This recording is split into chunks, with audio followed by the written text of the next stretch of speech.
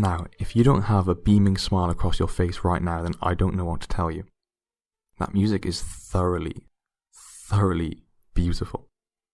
It's the opening passage of the first movement of Beethoven's Sixth Symphony, which is the topic of episode 5 of Dose of Music.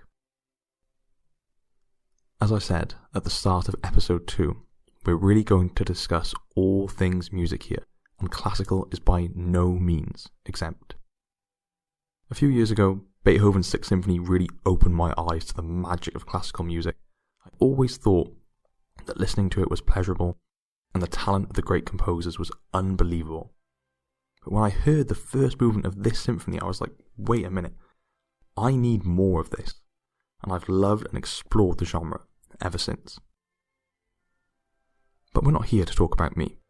Let's talk instead about the main man. Ludwig van Beethoven was born in the city of Bonn in December 1770 in what would have been the Holy Roman Empire at the time, but is today Germany. Now, we all know Beethoven. He's one of the most famous people probably in history, let alone music, of all time, and for good reason. But what you may or may not know is that Beethoven was actually very hard of hearing from around 1798, and letters were discovered after his death expressing suicidal ideation. He never became fully deaf, but this fact contributed significantly to his ability to socialise and his adverse mental health. In 1806, rather profoundly, on one of his musical sketches, he wrote, "Let your deafness no longer be a secret, even in art." Okay, that's Beethoven. Now, what about a symphony? What is a symphony? To be as simple as possible, it's just a piece of orchestrated music. But we want to go into a little bit more detail than that here. There are almost always 4 movements, i.e. sections. Movement is just a technical name for them. The first movement has what's called an exposition, which is an introduction. It explores and establishes musical themes. Then a development stage that takes you somewhere slightly different, and a recapitulation, which brings you back to the more familiar exposition, introductory motifs and progressions. The second movement is usually much slower. It is often the softest part of a symphony. The third movement is usually a dance, and Beethoven introduced the scherzo form to this movement, which is more energetic and upbeat than usual, and that's something we're going to see a little bit later on. The fourth movement is often in the same form as the first, which is technically called sonata allegro, with the exposition, development and recapitulation again. They mostly feel triumphant and homely. They bring us back to where we started in terms of musical tonality, i.e. the key, and they usually give a spectacular close to the piece. So I'm glad we are all now experts in the structure of a symphony. This isn't to say, by the way, that all symphonies must follow this structure. Beethoven's Sixth has 5 movements as opposed to the usual 4, for example. And not every movement has to be in the same form as it usually is. These are just conventions that composers tend to stick by, but won't do always. It's also important to note that Beethoven is considered as the ultimate innovator of symphonies, pushing the boundaries in terms of form, length, complexity, and emotion. But I'm just going to insert a little historical footnote here. Beethoven composed this piece over a span of 6 years, 1802 to 1808, and he spent a long time composing his symphonies, because he was free of the kind of feudal obligations experienced by those who came before him, like Bach and Mozart, who were required to compose for various royal families across Europe. It is therefore not just Beethoven's genius that opened the door to these kinds of musical and symphonic possibilities, but also the social, political, and economic context in which he was living. So why do I want to talk about the Sixth Symphony in particular? It's not his most popular symphony. That would probably be the 3rd, the 5th, or the 9th, and maybe his 7th, all pieces you would certainly know even if you can't put music to name. For me personally, it's the deeply natural themes that are presented here. Beethoven was a lover of nature, and he was inspired by his outdoor experiences in writing this piece, hence the other name for the symphony, pastoral, as well as the titles of the movements such as Seen by the Brook, and the instrumentation all aiming to convey sounds of nature like running water or the calling of birds. It is truly a wonderful piece of music. All of the movements have really beautiful titles, and the first one, which we opened the show with and you heard kind of under my voice for a little while, is called Awakening of Cheerful Feelings on Arrival in the Countryside. The symphony is in the key of F major, which, according to Eastman's School of Music, is commonly used to represent the theme of nature. This movement also changes key, moving into both C and B flat major. They are what's called the dominant and subdominant in relation to F. The technicality doesn't matter here, you don't need to remember that, but the point is that they're closely related to the key. This means it takes you away far enough from the key of F without it starting to sound like a different piece of music. All of the keys are also major, so the movement retains its joyous, happy, and, as the title suggests, cheerful mood. And many of the themes you heard in the opening minutes are continuously repeated, as you may have heard, making the piece feel homely, soothing, natural. Okay, let's move forward a little bit into the second movement. This movement changes entirely into B flat major, and like I said, these keys are closely related, they share many of the same notes. The rhythmic instrumentation, the elements that make up that lower register sound, are supposed to imitate running water, which is particularly audible in what you're about to hear. The woodwind section imitates the calling of various birds, and later in the movement, they represent those birds specifically, but we'll listen to that after we listen to the opening passage of the second movement here, titled Seen by the Brook. So picture serene, running water and being enveloped by the sounds of nature.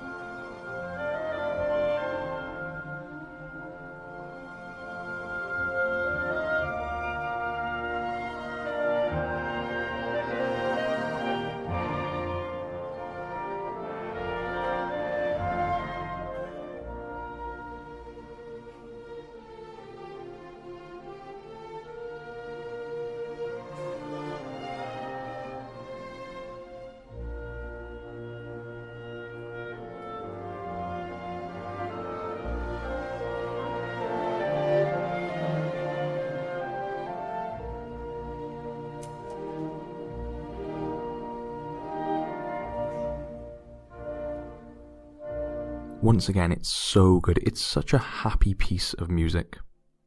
I hope you could hear the elements I spoke about, the way the woodwind calls out and the lower register instruments kind of imitate the sound of water. I hope you could imagine those scenes in your head.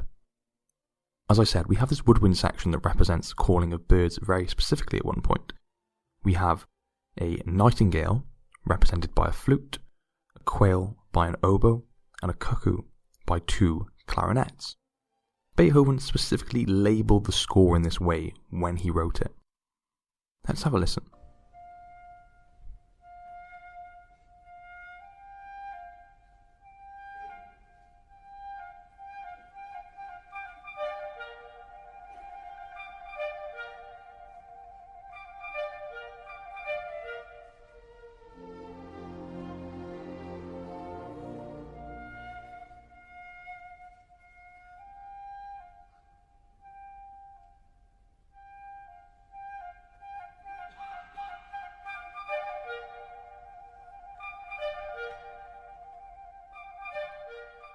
I think that sounds pretty much like a group of birds. I mean, let's just think about this for a minute.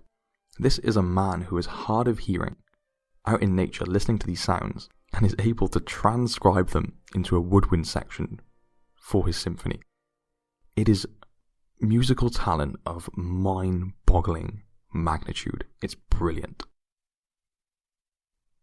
The final 3 movements run without break. The next is titled Merry Gathering of Country Folk.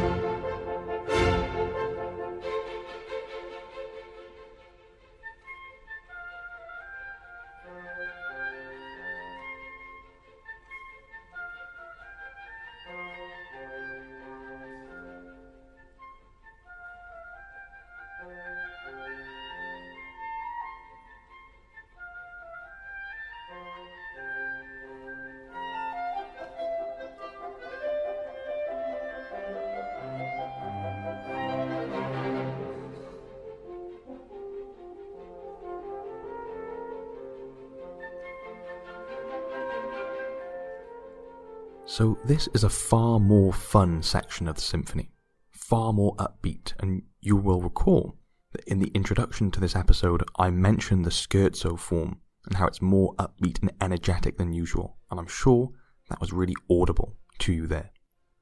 What I really love musically about this part is the flute solo that comes immediately after that really thick, dense section of instrumentation.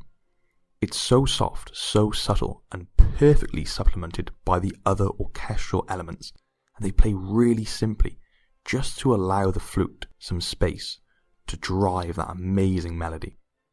It is indeed a merry gathering. It makes you want to move, and according to Miriam Tobias at Indianapolis Symphony Orchestra, it's probably a parody of rustic bands the composer had heard in Viennese taverns. I think it's a really fun but highly musically sophisticated 5 minutes. The 4th movement is called Storm, and as you might be able to tell from the title, we're about to enter a very different place. I'm going to play the end of the 3rd movement into this one so you can really hear the difference.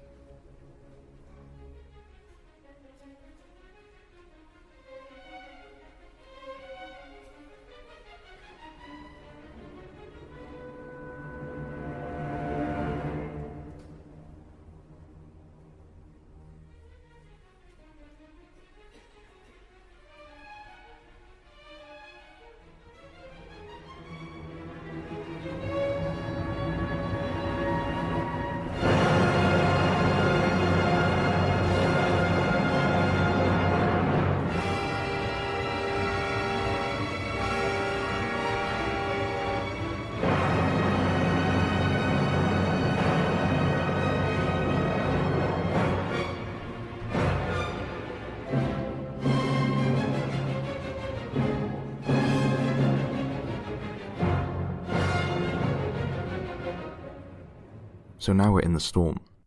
Now we are in the grey clouds and the rain and the thunder. But what's happened musically is we've moved to the parallel minor key, being F minor, F major, parallel minor, F minor, A major, parallel minor, A minor. Very simple. And as we know from the first episode, minor, sad, angry, major, happy. We are immediately put on edge. There is a dissonant, imposing feeling now to the music.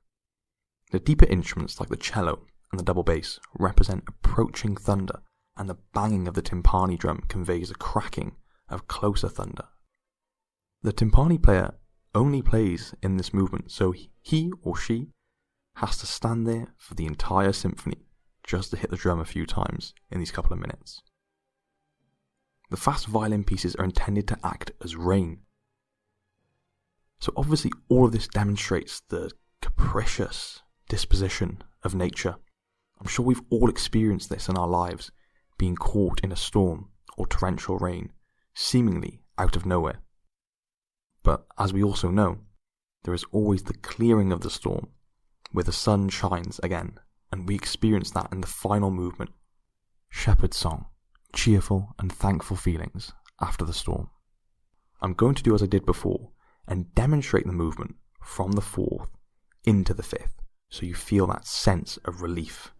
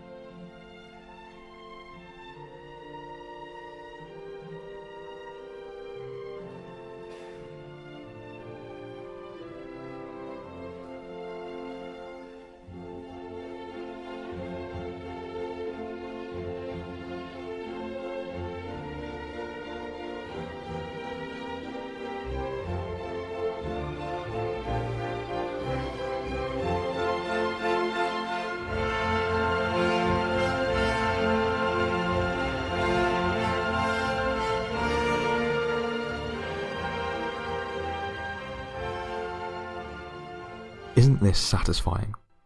Don't you too feel cheerful and thankful for this music after experiencing the musical storm?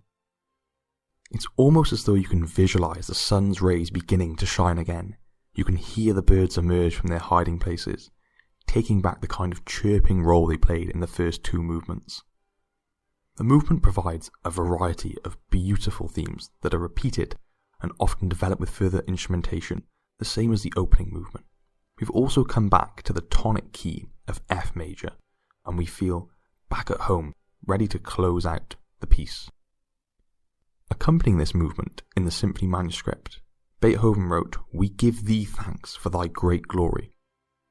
And while it isn't clear exactly what his religious beliefs were specifically, he certainly was a religious person and attributed the beauty of the natural world to be the design of a supreme being.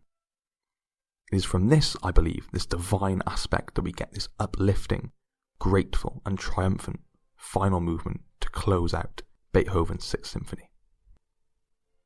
Just a quick side note, I've seen London Symphony Orchestra play this piece live as well as Beethoven's Fifth, and if you've never seen a world-class orchestra play in concert live, you should really go and do that. It's a phenomenal experience. You don't have to be a big lover of classical music, you don't have to know every flute part, every change of key throughout the symphony or anything like that. It's a spectacular experience, and I really, really recommend doing it. And further, a potential misconception that you might have about classical concerts is that you have to dress up to go there, and nothing could be further from the truth. You can go in jeans and a t-shirt just like you would to a nice meal or something like that. Classical music has become somewhat democratized, perhaps you could say, over the past couple of decades. So don't worry about dressing up in a tuxedo, because you really won't need to do that. Another side note, I've been using the 2012 Proms version of the symphony. You might hear little movements, coughs, etc. It's all part and parcel of listening to classical music. It's almost always recorded live in a hall with spectators, so you're going to get these kinds of sounds. And also, the nature of classical music means that often it's very quiet. We talked about that flute solo in the third movement, where it's very quiet, so it's easy for little sounds from the audience just to come through on the recording. I personally think it adds a little bit of authenticity. Finally, the Pastoral Symphony is a continuous piece of music that runs to around 40 minutes or so, and while we've listened to a fair bit today, you simply cannot appreciate it properly without listening to it as one body of music. I've just pointed out some of the more interesting aspects of it, as well as providing a little more context. I hope this discussion, however, has provided you with the impetus to go and listen to this symphony yourself and awaken some of the pastoral, cheerful, nature-loving feelings inside you.